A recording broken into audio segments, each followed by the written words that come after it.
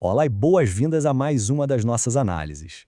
Hoje, a gente vai explorar um tema que é simplesmente fascinante, bem na fronteira entre a tecnologia ancestral e a história antiga.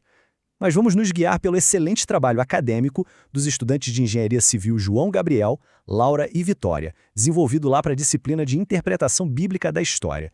A ideia aqui é pegar algo que a gente usa todo santo dia, né, as estradas, e dissecar a brilhante infraestrutura viária romana, só que muito além de entender o peso e a engenharia por trás daquelas pedras, a gente vai descobrir como essa tecnologia milenar de pavimentação foi absolutamente central para o ministério de Jesus na Judéia e para a gigantesca expansão do cristianismo liderada pelo apóstolo Paulo. É uma interseção literal e perfeita entre cimento, solo e significado. Vamos nessa? Sabe, é um instinto super comum quando a gente lê textos antigos, tratar aquelas jornadas todas como coisas puramente espirituais ou metafóricas. A gente lê sobre aquelas viagens intermináveis por montanhas e desertos e logo imagina pessoas vagando por umas trilhas de terra batida, no meio do nada. Mas como o estudante João Gabriel resumiu tão bem nessa citação, o grande palco desses eventos históricos foi na verdade esculpido a muito suor pela mão humana. Era uma maravilha da engenharia, não tinha absolutamente nada de acidental por onde eles caminhavam. Tudo aquilo ali havia sido milimetricamente planejado e pavimentado para durar milênios. Bom, então vamos começar nossa primeira sessão, a perspectiva da engenharia.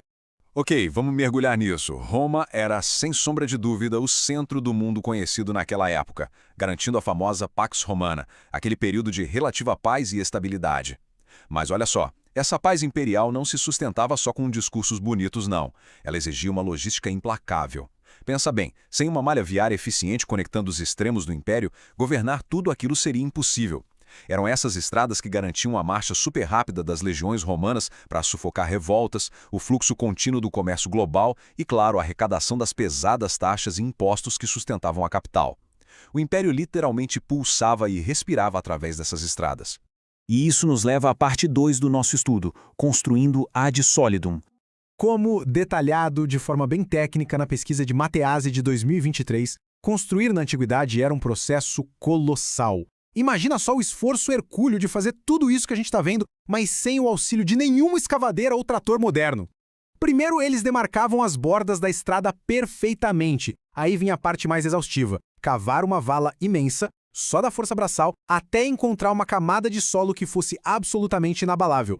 Eles chamavam isso tecnicamente de buscar o ad solidum.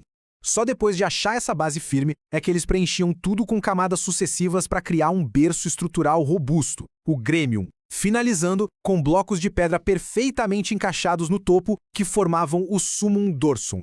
Agora, o que é realmente interessante na hora que a gente visualiza essa anatomia viária é perceber a complexidade da escavação. O gremium, aquela parte mais funda, atua como uma fundação super pesada. Ela é quem absorve e distribui toda a carga mecânica. Se não fosse por essa camada inferior robusta, as pedras de cima iam simplesmente afundar ou ceder sob o peso constante de carroças e tropas marchando. E bem em cima dessa fundação espessa fica o sumum dorsum, que é a face duradoura que a gente enxerga contida por esses blocos laterais mais pesados. É uma autêntica aula magna de estabilização de solo. E sabe qual era a grande ameaça à longevidade de qualquer estrada? Não era só o peso, não. Era a água. A estudante Laura pontuou isso de forma brilhante no trabalho. A verdadeira genialidade dos romanos estava na drenagem. Eles não faziam um sumum dorsum reto. Eles desenhavam a superfície pavimentada com um perfil levemente abaulado, ou curvo. O resultado? Toda a água da chuva escorria imediatamente para as laterais, e isso impedia que a base da estrada fosse amolecida e corroída com o passar dos anos. Foi essa engenharia de drenagem o real motivo pelo qual tantas dessas estruturas continuam quase intactas mais de 2000 anos depois. O que nos traz a nossa terceira sessão, as veias do Império. A região da Palestina, na época, era um epicentro altamente estratégico, um autêntico ponto de encontro cultural e econômico em escala mundial. Então, ao invés de deixarem só umas trilhas esparsas, os romanos impuseram grandes corredores pavimentados e monumentais por lá.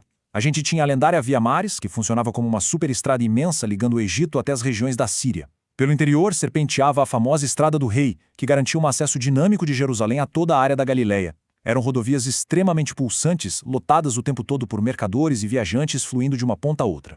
Seguindo em frente para a parte 4, o cenário do ministério. Dá só uma olhada na solidez imponente dessas rochas. O terreno na Judéia é implacável, tá? Você encontra desertos, terrenos acidentados, montanhas que são um baita desafio logístico.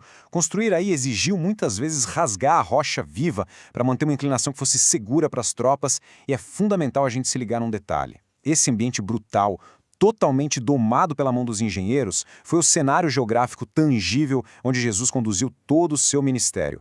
Quando você lê aquelas passagens que relatam multidões o seguindo de cidade em cidade, o chão debaixo delas era literalmente o chão frio e duro destas obras colossais. Esse entendimento geográfico acaba culminando numa questão fantástica levantada pela Victoria durante as pesquisas do grupo. Pensa comigo. Se esse foi o palco central durante aqueles anos fundacionais da fé, como exatamente essa intervenção massiva em infraestrutura lá atrás foi determinante para o que ia acontecer logo em seguida na disseminação global do cristianismo?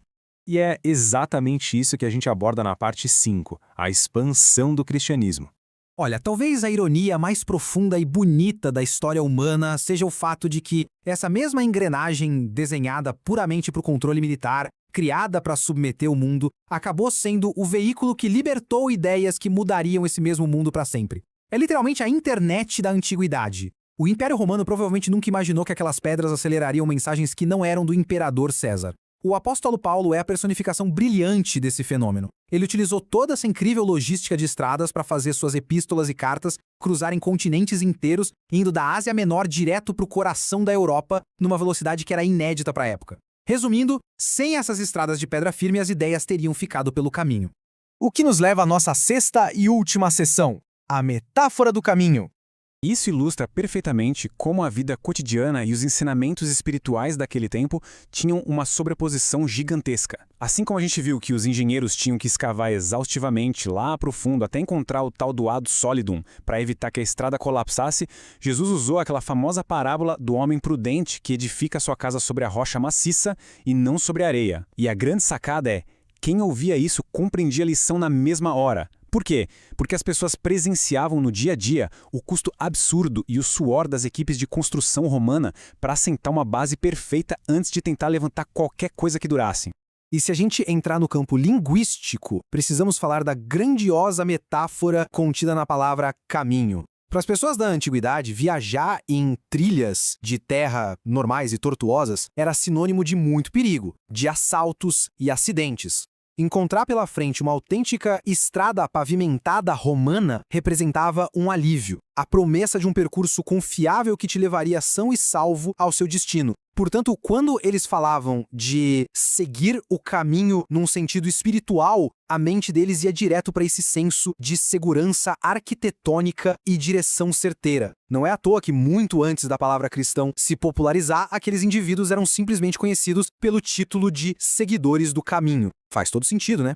Bom, e a gente encerra essa incrível interseção entre engenharia e história com um paradoxo muito poderoso. Aqui, a tecnologia das valas, das pedras e do cimento cruzou o destino humano de um jeito surpreendente. Gigantescas teias de asfalto da época, que foram desenhadas com a precisão fria da engenharia militar só para maximizar o domínio, acabaram se transmutando no maior veículo logístico de um movimento focado em espiritualidade e paz. Isso mostra que a tecnologia que nós construímos com o tempo frequentemente ganha vida própria, ultrapassando e muito o propósito original para qual foi criada pelos seus engenheiros. O que nos convida, depois de mergulhar nesse trabalho brilhante desses estudantes de engenharia, a fazer uma reflexão provocativa. Toda obra monumental reflete o que era prioridade no seu tempo. As estradas romanas transportaram tropas e impostos, mas no final entregaram à humanidade um legado histórico e espiritual incalculável. Se cada novo avanço na infraestrutura muda como o mundo se conecta e como as ideias viajam, a gente deixa essa pergunta final para você pensar. Diante de toda essa vasta estrutura, tanto física quanto digital, que a gente está desenhando hoje no presente, quais caminhos e que tipo de ideias a gente está pavimentando para o nosso amanhã? Até a próxima!